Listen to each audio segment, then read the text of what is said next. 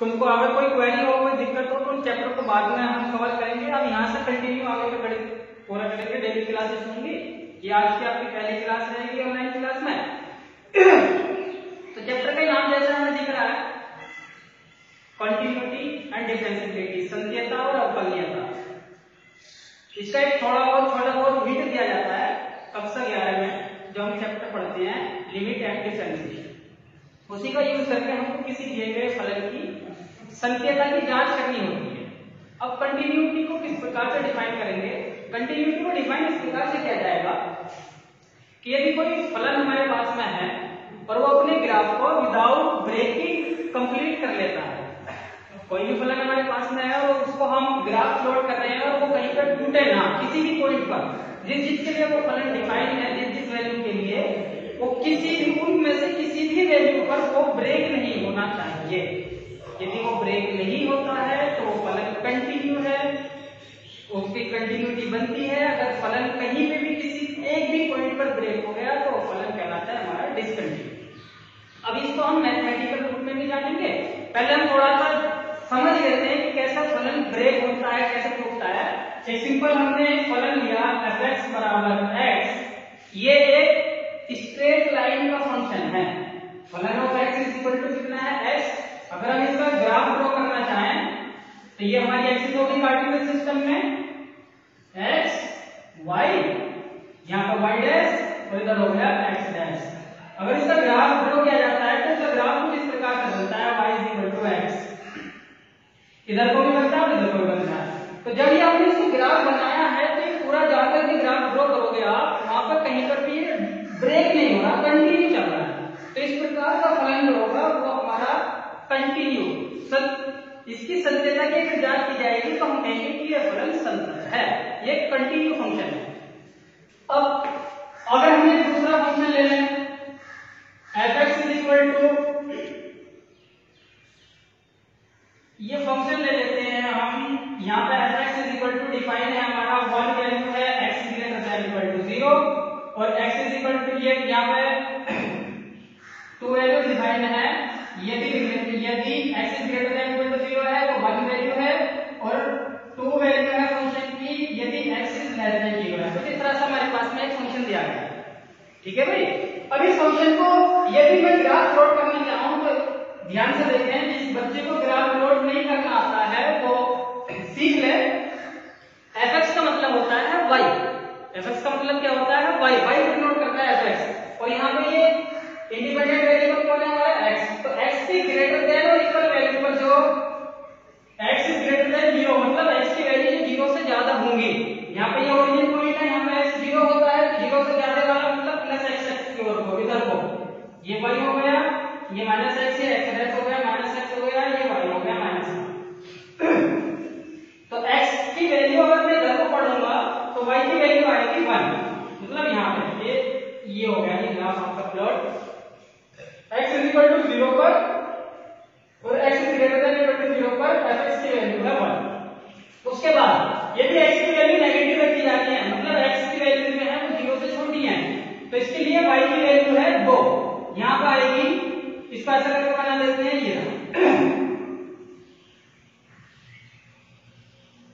ये यहाँ पर मैंने हॉलमार्क कर, ये यहाँ पर हमने एक गोला सा बना दिया है। ये पॉइंट डिफाइन कर रहा है कि ये 0 पर, यहाँ पर नहीं है भैया, यहाँ पर ये वाली वैल्यू है।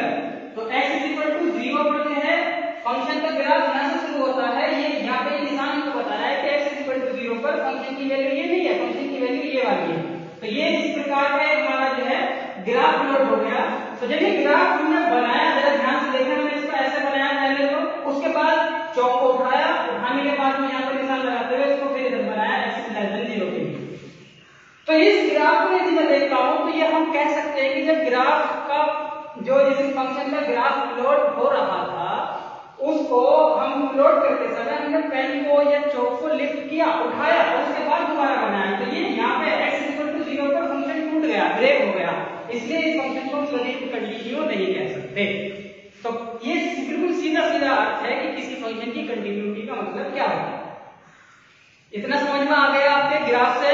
अब आपको जो है आप कहेंगे कि हम वहां तक ग्राफ बनाएंगे, तो ये आपको केवल समझाने के लिए है कि आपको ग्राफ में किस तरह से चेक करेंगे।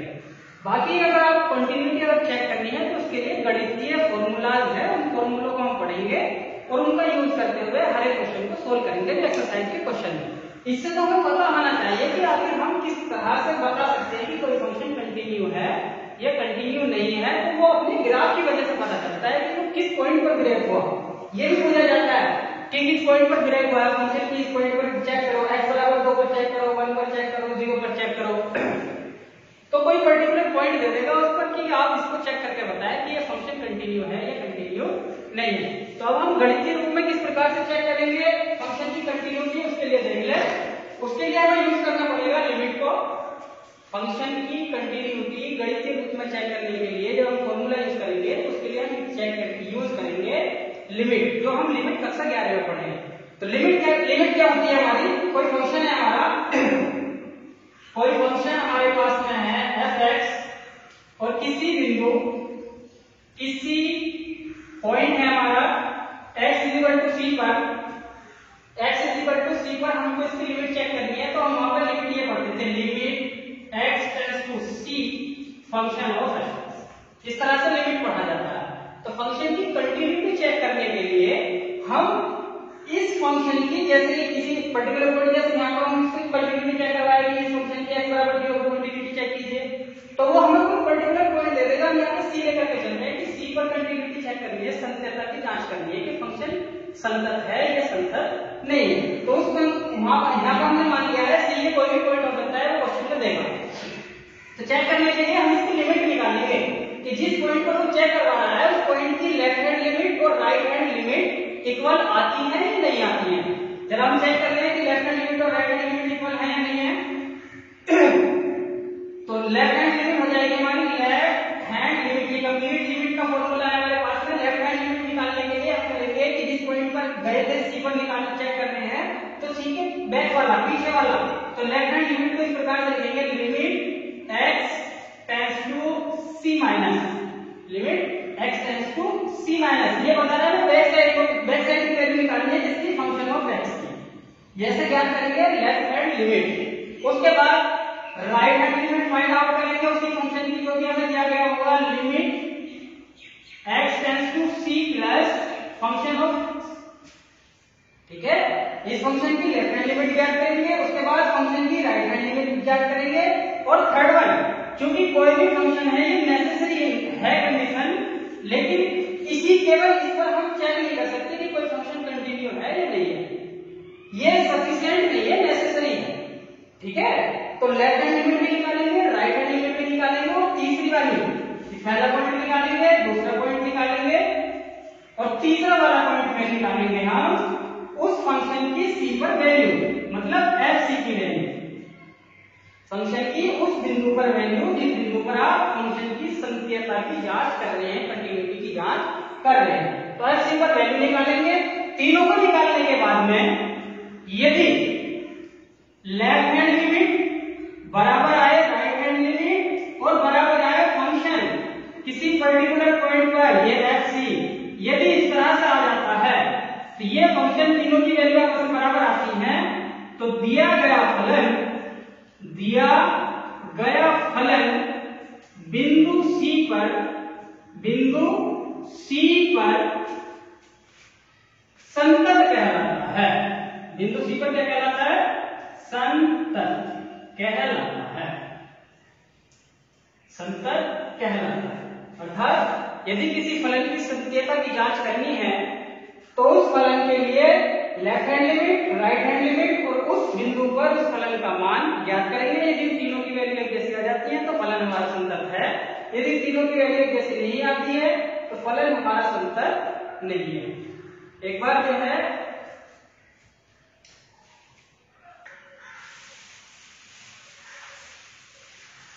तो ये हमने बेसिक पढ़ लिया भाई कंटिन्यूटी के बारे में। ये हमारा फॉर्मूला रहेगा लेफ्ट हैंड लिमिट और राइट हैंड लिमिट निकालने का।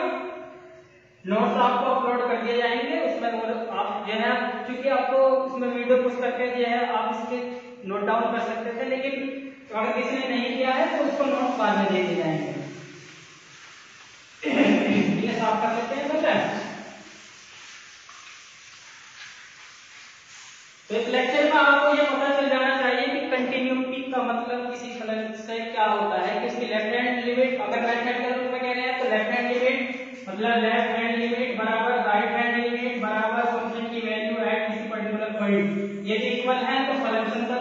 यदि तीनों में से कोई भी एक बराबर नहीं आता है, दो बराबर भी आ जाते हैं तो भी फलन संतत नहीं है।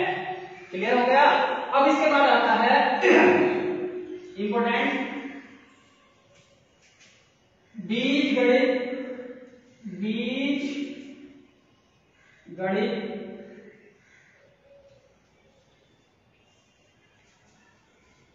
किसी फलन की संकेता का बीजगणित लिख लेते हैं। फलन की संकेता का बीजगणित। कुछ रूल है, बीजगणित क्या है, ये कुछ रूल बनाए गए हैं इसके। काफी स्टडी करने के बाद में ये देखिए ये चार फॉर्मूले याद किए गए हैं। पहला फॉर्मूला ये है, पहले फॉर्मूले से पहला अगर हमारे पास में कोई दो फलन है, एक है fx और एक फलन है हमारे पास में gx, इसको हम चेक कर चुके हैं कि किसी पर्टिकुलर पॉइंट c पर एट पॉइंट c और एट पॉइंट c, ये दोनों फलन किसी पर्टिकुलर पॉइंट c पर जो है आपस में संतत है। मतलब ये संतत, ये c के लिए ये भी संतत है और c के लिए ये भी संतत है। अब इसी पॉइंट पर, एक सेम पॉइंट पर दोनों फलनों को चेक किया जा चुका है, हमें पता है इतना कि ये पॉइंट पर इस c पर ये दोनों फलन संतत हैं।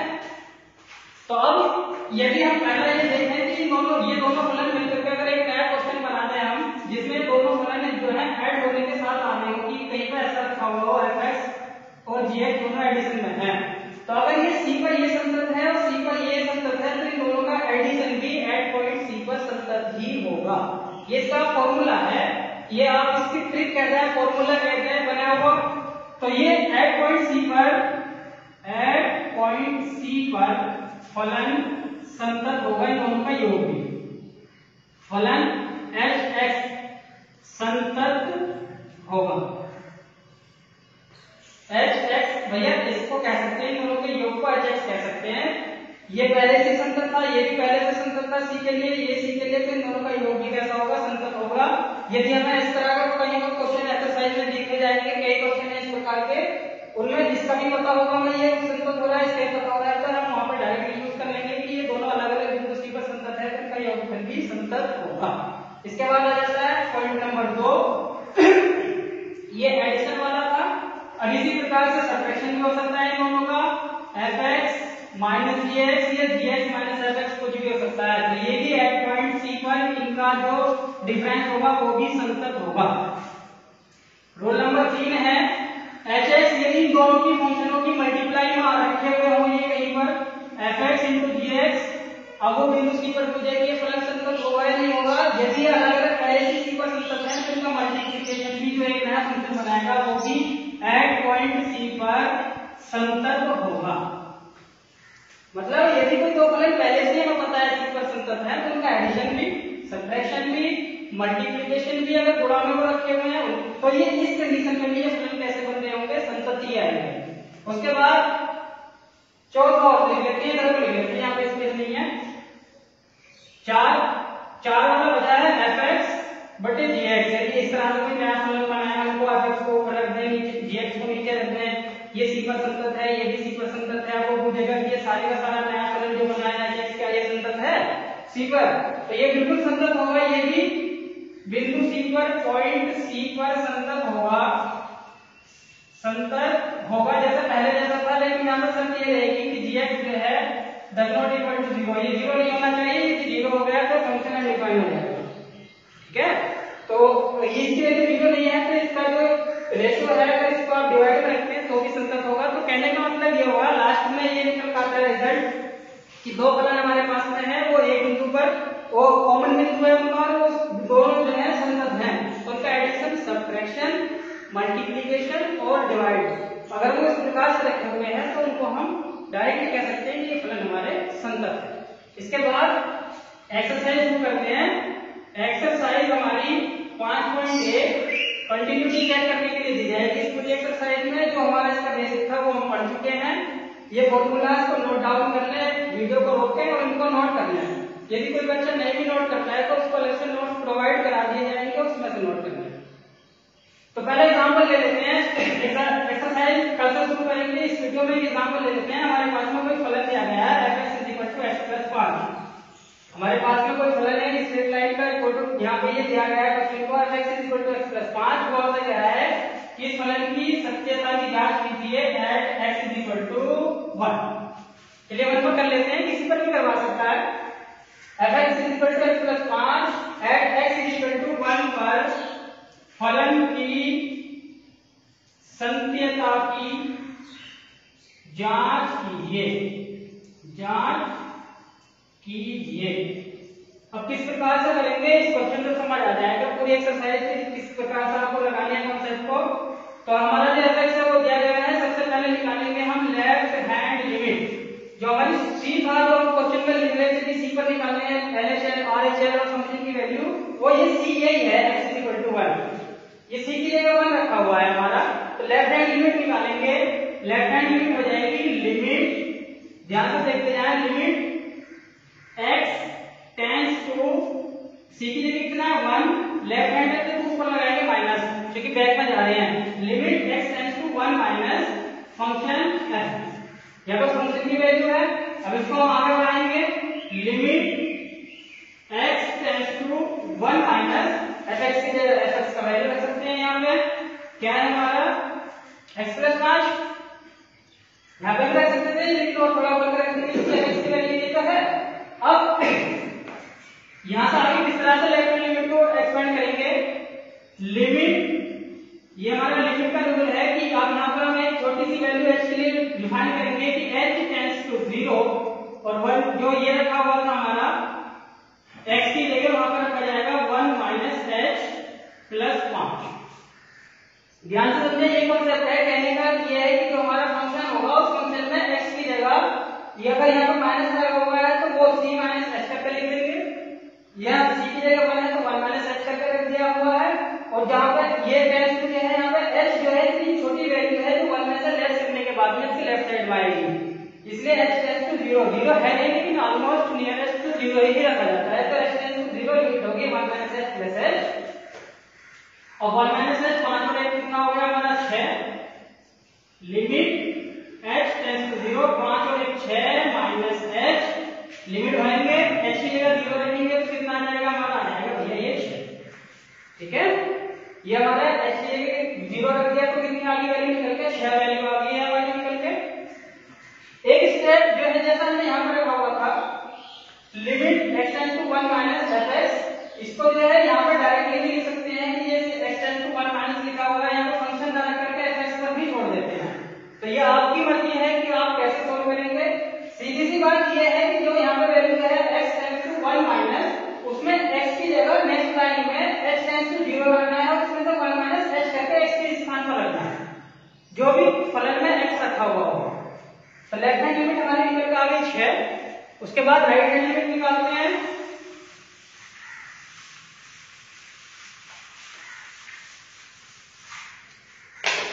Right hand limit, limit x tends to 1 पर निकालने हैं तो 1 प्लस fx, नई लाइन लिमिट x।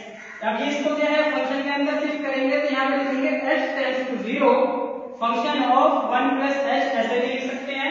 एक लाइन इंक्रीज कर दी, मालूम में छोड़ा था उसको, फंक्शन ऑफ 1 प्लस h, नहीं तो फंक्शन में डायरेक्टली 1 प्लस h भी लिख सकते हैं, x के स्थान पर x प्लस 5 है।